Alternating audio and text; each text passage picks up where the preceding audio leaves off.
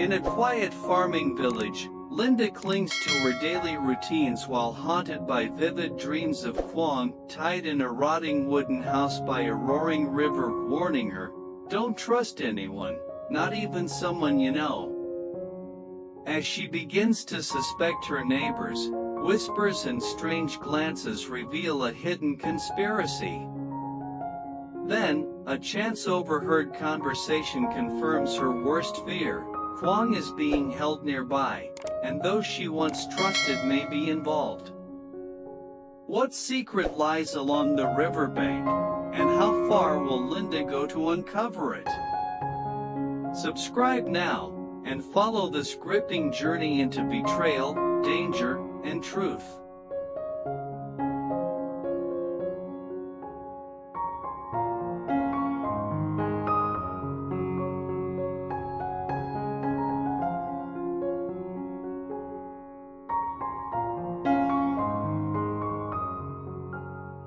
The days without news from Quang stretched on like an endless road, each one heavier than the last. Linda forced herself to keep moving, clinging to her routines as if they were the only thing stopping her from falling apart. At dawn, when the mist still clung to the fields, she would rise from bed, wrap a faded scarf around her neck, and step outside to tend to the animals. The gentle lowing of the cows, the soft clucks of the hens, and the earthy smell of hay gave her a fleeting sense of normalcy. After that came the fruit harvest: ripe mangoes, fragrant guavas, and baskets of oranges she carried to the market with tired but steady hands. To everyone else, Linda appeared strong, determined, unshaken. But inside, a storm was gathering. That storm took shape in her dreams. It started 1 week after Quang disappeared. At first, the dreams were scattered flashes, a shadow moving through trees, a faint sound of rushing water, the smell of damp wood. But soon, they grew sharper, more vivid, until she could see everything with unnerving clarity. Night after night, she would find herself standing in a dim, narrow room, its wooden walls warped with age and soaked with the smell of mildew. A single flickering bulb dangled from the ceiling, casting sickly yellow light that danced over the figure of a man tied to a chair. It was Quang. His once bright and confident face was now gaunt, his cheeks hollow, and his lips dry and cracked. His eyes, those deep, steady eyes she knew so well, were filled with a mixture of fear and urgency. She tried to run to him, to untie the ropes, but her feet would not move. Her voice would not come. And then he would look straight into her eyes, his expression tightening as if he knew he had only seconds to speak. His voice, hoarse and broken, echoed in the small wooden room, "Don't trust anyone, not even someone you know." The words cut through the air like a blade, sharp and cold, lodging themselves in her mind. Before she could ask what he meant, the light would flicker violently, the sound of water outside would grow louder, and she would wake up, heart racing, breath unsteady, the sheets damp with sweat. At first, she told herself it was just her mind playing tricks on her, a cruel way of coping with the uncertainty. But the dream kept coming back, exactly the same, every single night. The smell, the sound, the look in Quang's eyes, it was too real, too detailed to be dismissed as mere imagination.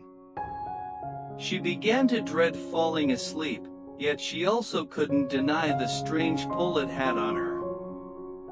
Each time she woke, she would lie still in the dark, her mind replaying the scene over and over, as though searching for a clue hidden between the flickers of light and the whispers of the river.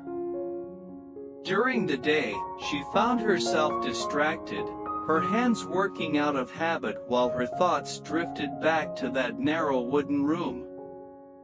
Sometimes, she could almost hear the faint echo of his voice when she was alone in the orchard or feeding the animals. She began to notice how the sound of the river near the back of her land reminded her eerily of the one in her dream. And though she tried to ignore it, a cold, creeping thought began to take root in her heart. What if the dream wasn't just a dream?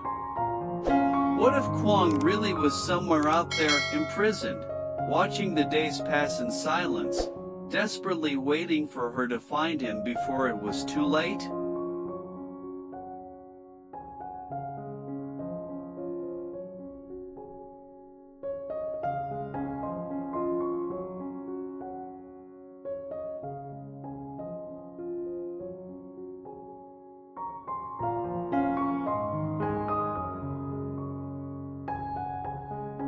From that moment on, Linda no longer looked at her neighbors the same way.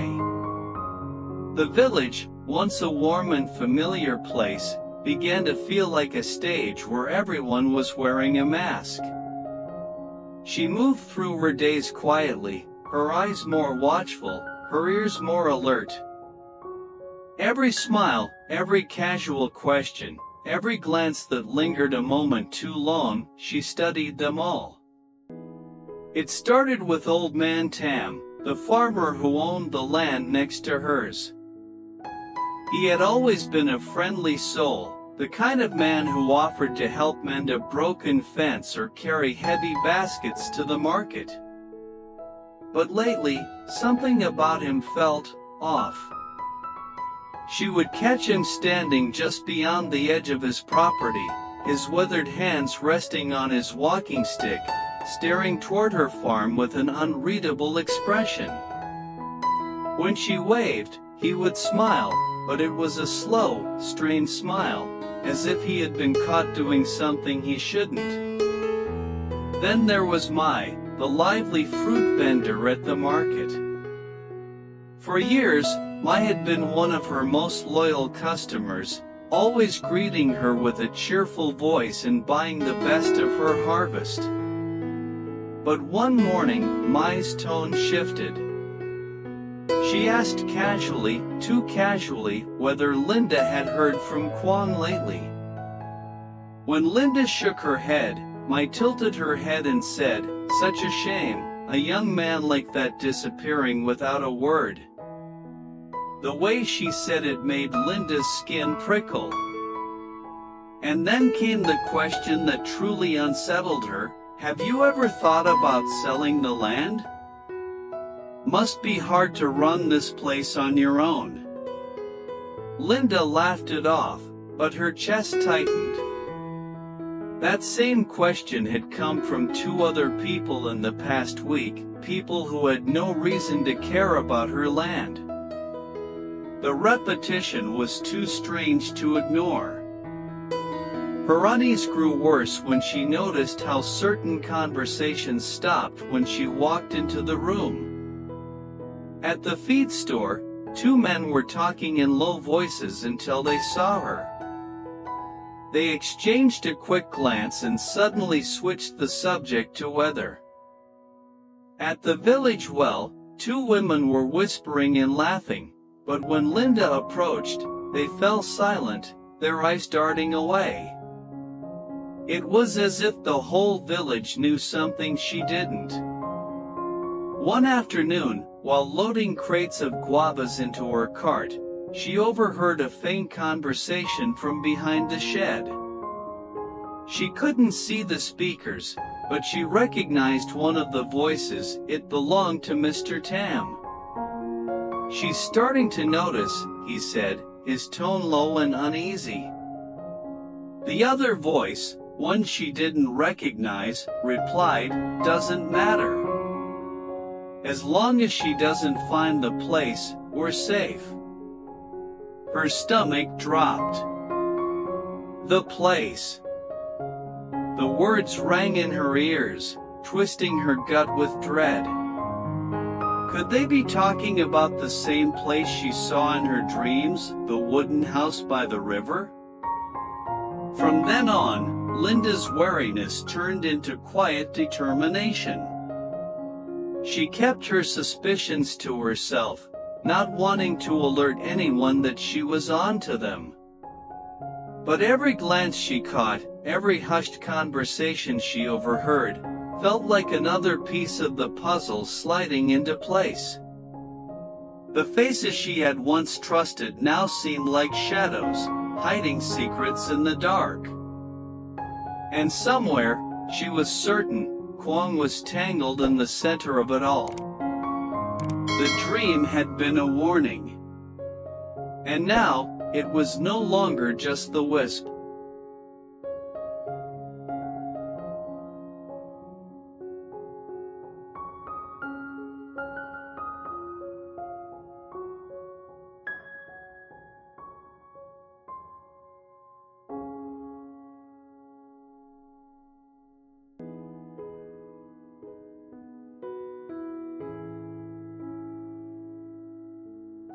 It was late in the afternoon when everything shifted. The sun was sinking low, spilling orange light across the pasture, and Linda was at the water trough, filling buckets for the cattle. The air was warm and heavy, and the only sounds were the low murmur of the river in the distance and the steady splashes as she worked. That was when she heard it, a muffled voice drifting over the fence line. She froze, the wooden bucket halfway in her hands, ears straining. Two men were talking just beyond the row of tall grass near the far edge of her property. She recognized one voice instantly, Old Man Tam. The other was deeper, unfamiliar, and carried a hint of authority. "She's starting to notice," Tam muttered, the same worried tone she had overheard days before. "That doesn't matter," the second man replied. "She won't find it. No one has, and no one will unless they go looking where they shouldn't." Linda's pulse quickened.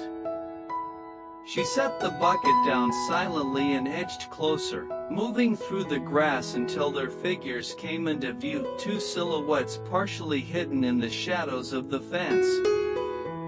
"We have to keep the place locked tight," the stranger continued. "If she gets anywhere near it, we'll have more trouble than we can handle." Linda's breath caught. The place.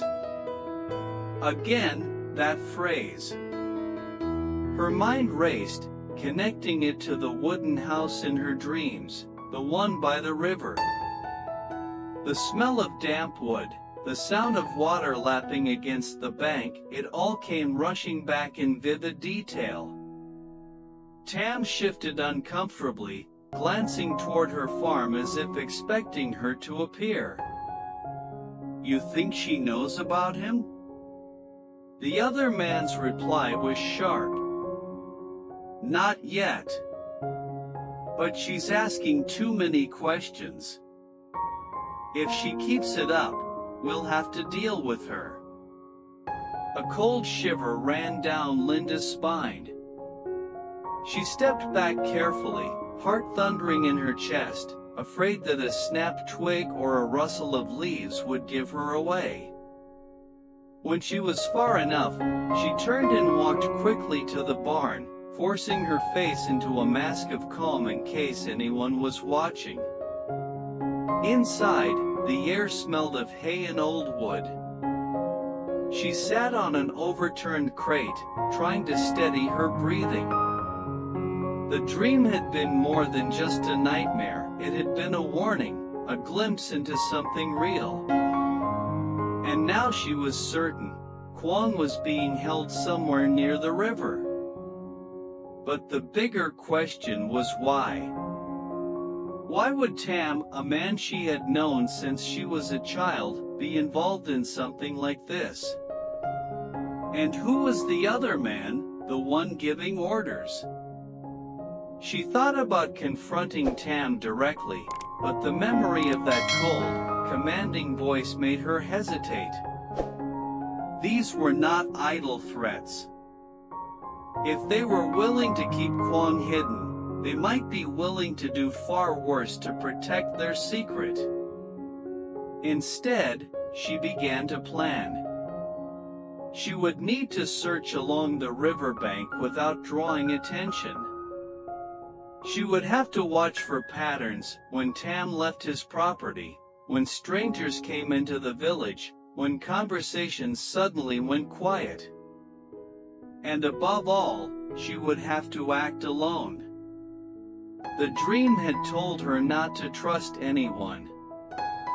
That warning echoed in her mind now, heavier than ever. Not the friendly neighbor offering a helping hand. Not the smiling vendor at the market. Not even those who claim to care. Outside, the last light of day slipped away, and the first shadows of night crept over the land. Somewhere out there, beyond the fields and past the slow, dark water, Quang was waiting. And Linda knew she had no choice. She would find him, or she would disappear trying.